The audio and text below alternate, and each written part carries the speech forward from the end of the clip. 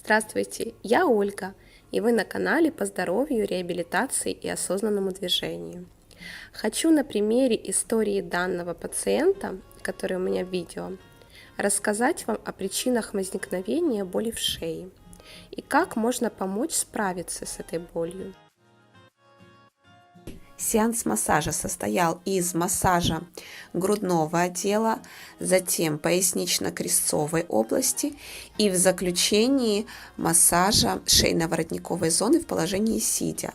Но эти отделы я не показывала, они у меня есть на канале, кому будет интересно, а показала конкретно на примере грудной области.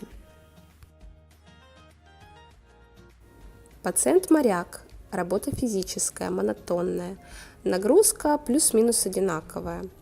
Также он левша, поэтому рабочая сторона именно левая.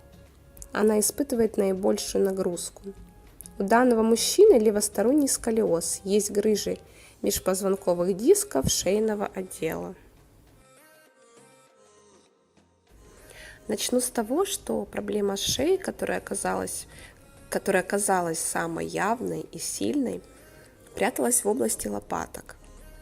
Из-за того, что данный мужчина ежедневно, монотонно перегружал крупные поверхностные мышцы спины, причем большая нагрузка шла именно на левую сторону, так как он левша.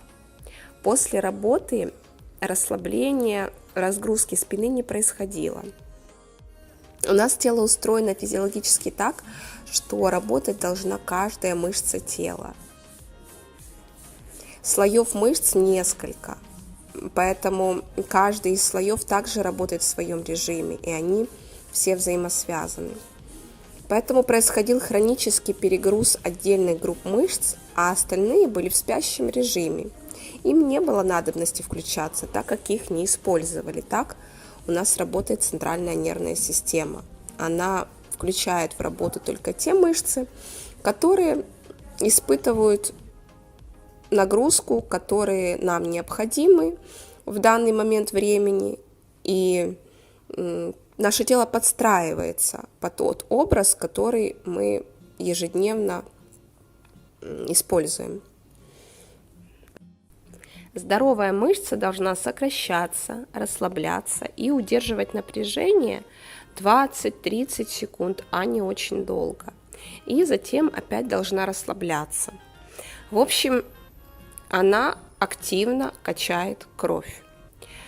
Работающая мышца, адекватно работающая, выделяет тепло, и суставы наполняются необходимой для них смазкой. А так как суставы не имеют собственного кровообращения, им обязательно нужно заглатывать жидкость или по-другому смазку от работающей мышцы. Тогда суставы хорошо скользят, не трутся друг от друга и выполняют свою функцию.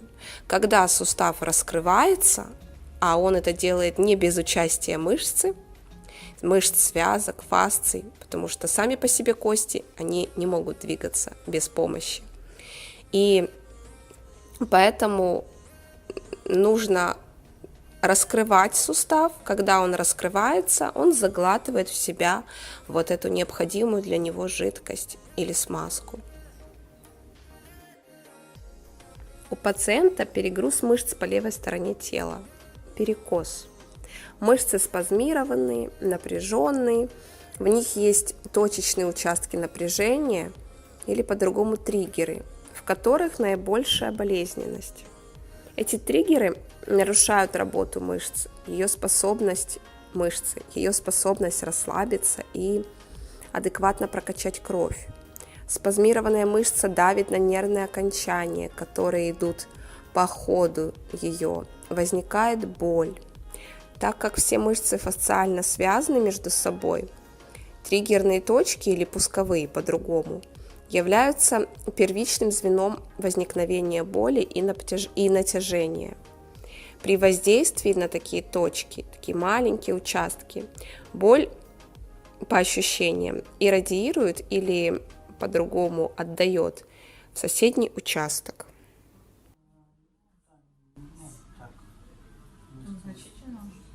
Незначительно.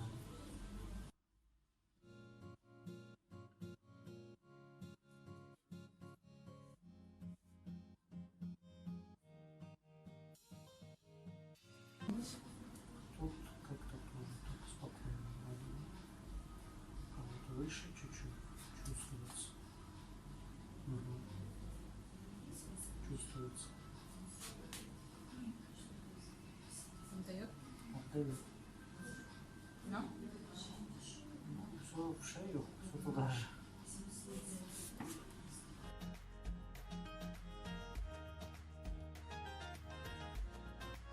Сравнение с вчера. Так же или? Да, ну, наверное, полегче будет. Вчера прям хорошо чувствовалось. Есть наиболее распространенные точки в области угла лопаток, выше между позвоночником и лопаткой, в области верхушки лопатки. При воздействии на эти точки боль отдает вглубь лопатки, в плечо, в шею. И проработав все эти точки постепенно, по очереди, начиная с самой болезненной, убирается боль постепенно в шее, плече и так далее. Таких точек напряжения у нас по всему телу просто множество.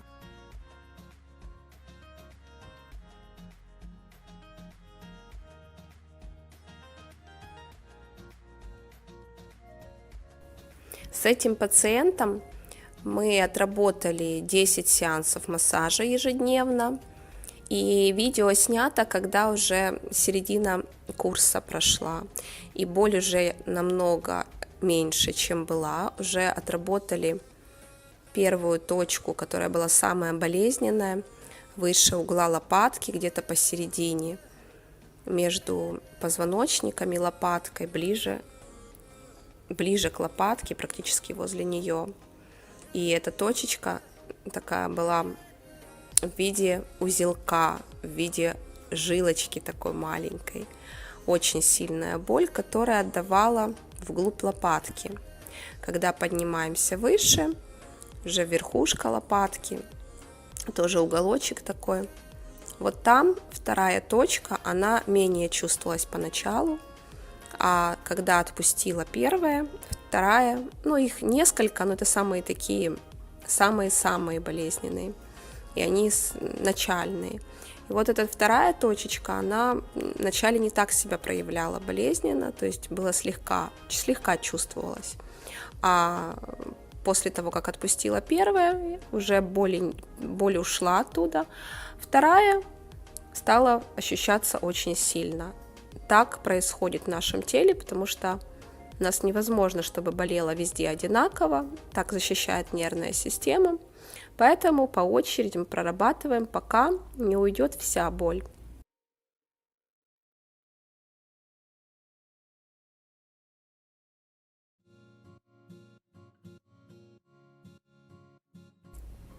Это была левая сторона, правую сторону точно так же обрабатывали.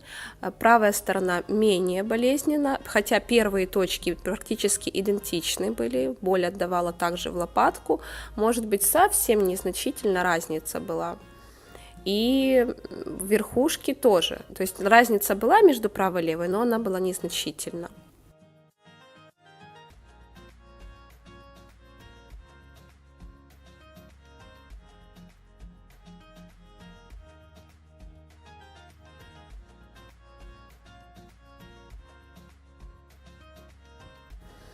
И поработав с мышцами левой стороны, хорошо расслабив, потом проработав эти точки, боль в шее ушла. Она, в принципе, практически сразу ушла, когда работали с шеей, но оставалась где-то отдаленная.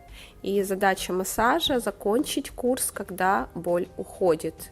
Плюс где-то еще пару сеансов уже должно быть кайфовых ощущений.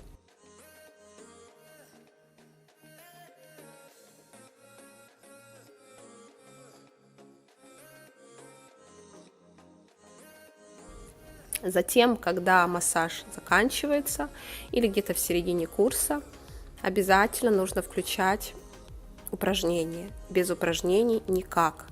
Эффекта массажа хватит ненадолго, потому что двигательный стереотип, двигательная нагрузка ежедневная, монотонная, она никуда не девается, она остается прежней, поэтому для того, чтобы поменять вот этот паттерн движения, нужно научить другому движению, правильному.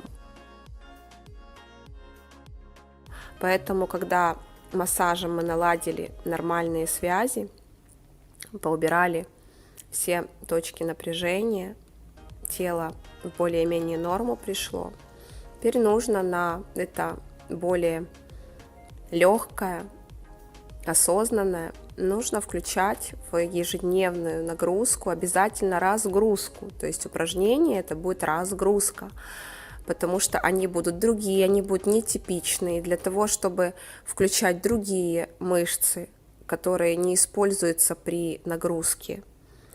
И тем самым идет компенсация и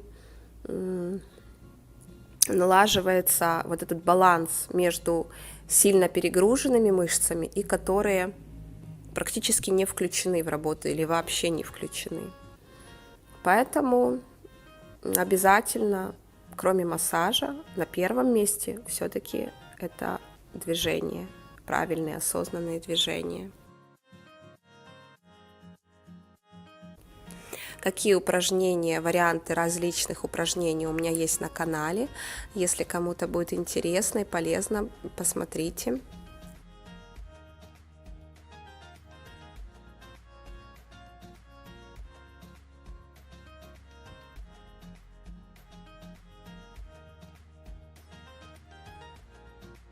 На этом у меня все. Буду рада, если это видео вам окажется полезным, информация, которую я рассказала. И ставьте лайки, если вам было оно полезным. Не забывайте подписаться на канал, нажать на колокольчик, для того, чтобы вам приходили уведомления о моих следующих видео. Берегите себя. До встречи в следующих видео.